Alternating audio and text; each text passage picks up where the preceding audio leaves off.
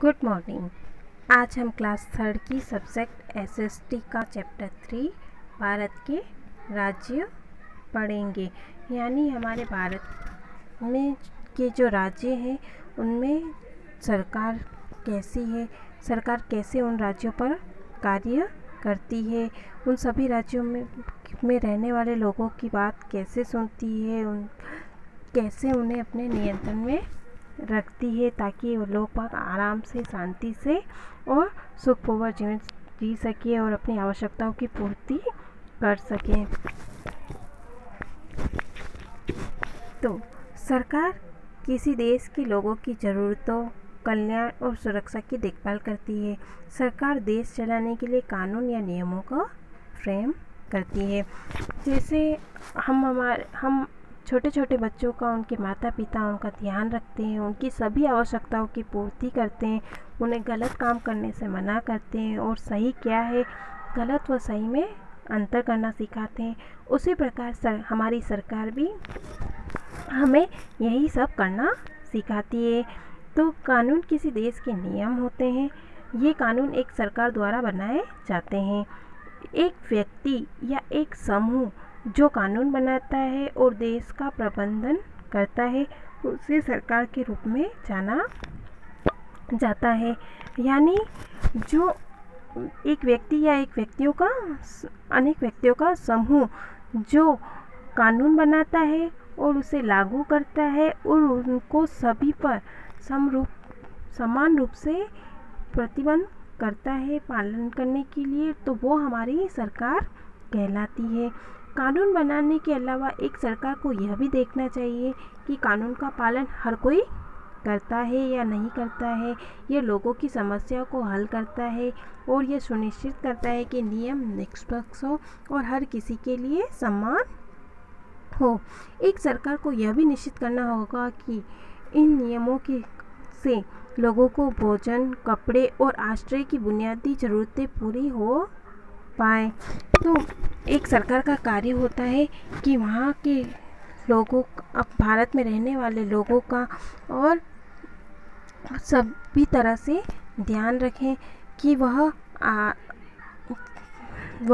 अपनी आवश्यकताओं की पूर्ति समय से आवश्यकताओं की पूर्ति कर सके और उन्हें उनके प्रति जो कानून बनाए गए हैं वह पूरी तरह निष्पक्ष हो, सभी पर एक समान लागू हो, चाहे वो अमीर हो चाहे गरीब, सब पर कानून एक समान लागू होंगे। अगर किसी ने कोई कानून तोड़ा है तो उसे समान रूप से सज़ा मिलेगी, चाहे वह देश का प्रधानमंत्री ही क्यों ना हो, चाहे एक आम आदमी क्यों ना हो, सबके लिए सज़ा एक समान, कानून तोड़ने पर एक समान सज़ा होगी।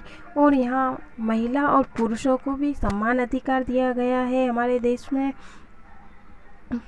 महिलाओं और पुरुष में भी समान दिया गया। उनकी अगर वे नौकरी में हैं तो समान वेतन मिलेगा, अगर वह कोई कार्य करती है तो उनके लिए भी उनकी पूरी आरक्षण प्राप्त होता है। यानी सभी को समान रूप से अधिकार प्राप्त होना चाहिए, जिससे कानून निष्पक्ष हो और सभी को उसकी पालना करने के लिए का पालन कर सके और उनका सम्मान कर सके। अब हम पढ़ेंगे भारत में सरकार।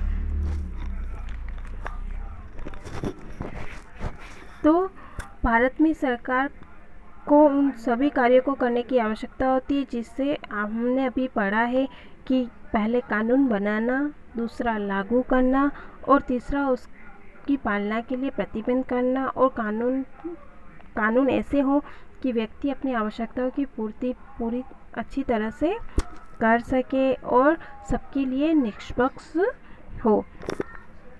तो इन सभी कार्यों को करने के लिए सरकार ने अपनी 3 शाखाओं में विभाजित किया है। सरकार की एक शाखा लोगों के लिए नियम या कानून बनाती है और जिसे हम संसद कहते हैं, यह बन चुका है। यह संसद बन चुका है। इसमें जिन्हें भारत के नागरिकों द्वारा चुना जाता है।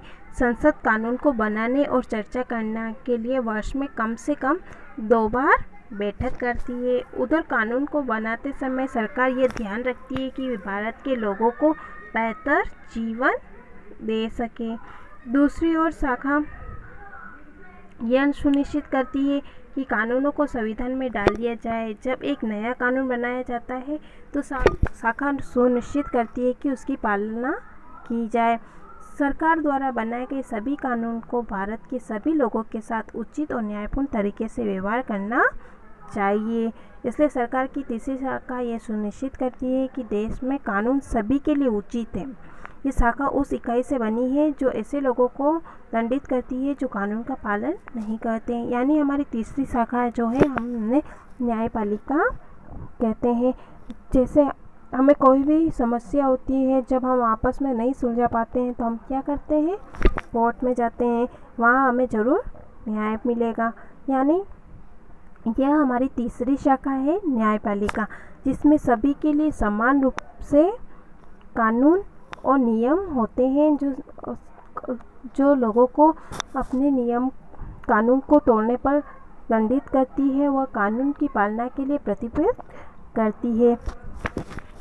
तो इस प्रकार निष्पक्ष कानून बनाना और ये सुनिश्चित करना कि कानून सभी का पालन करे भारत सरकार द्वारा किए गए कार्यों का एक महत्वपूर्ण हिस्सा है।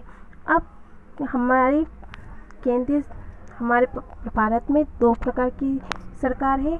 एक है केंद्रीय सरकार, दूसरी है राज्य सरकार। तो केंद्रीय सरकार में 2 भाग होते हैं, लोकसभा और राज्यसभा। उसी प्रकार हमारे राज्य में होती है, राज्य सरकार में 2 भाग होते हैं, विधान परिषद और विधान सभा। तो प्रत्येक राज्य की अलग अलग सरकार होती है। भारत में 28 राज्य व 9 केंद्र शासित प्रदेशों में विभाजित किया गया है, क्योंकि पूरे देश में एकल केंद्र पर शासन करना मुश्किल है। इस कारण से हमारे पास देश के लिए केंद्र सरकार व हर राज्य के लिए अपनी अपनी सरकार होती है। तो केंद्र सरकार पूरे देश की सुरक्षा और कल्याण का काम देखती है और यह भारत की राजधानी नई दिल्ली में स्थित है। तो जो केंद्रीय सरकार के जो सदस्य हैं, राष्ट्रपति, प्रधानमंत्री आदि भारत की राजधानी में रहकर ही कार्य करते हैं और यह राजधानी दिल्ली में, नई दिल्ली में है। अब प्रत्येक राज्य की राष्ट्रपति और प्रधानमंत्री अन्य मंत्री केंद्र सरकार बनाते हैं और उन्हें अब हमारे देश में 28 राज्य हैं, जैसा हमने अभी पढ़ा है। वर्ष 2019 में जम्मू और कश्मीर को केंद्र शासित प्रदेश में बदल दिया गया है।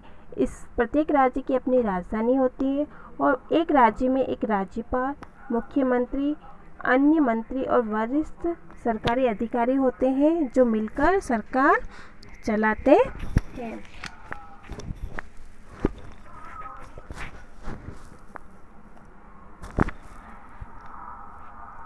अभी तक हमने जितना भी पढ़ा है उसे हमें याद करना है और ध्यान रखना है। अब मैं आपसे कुछ क्वेश्चन पूछूंगी, उसे आपको करना है।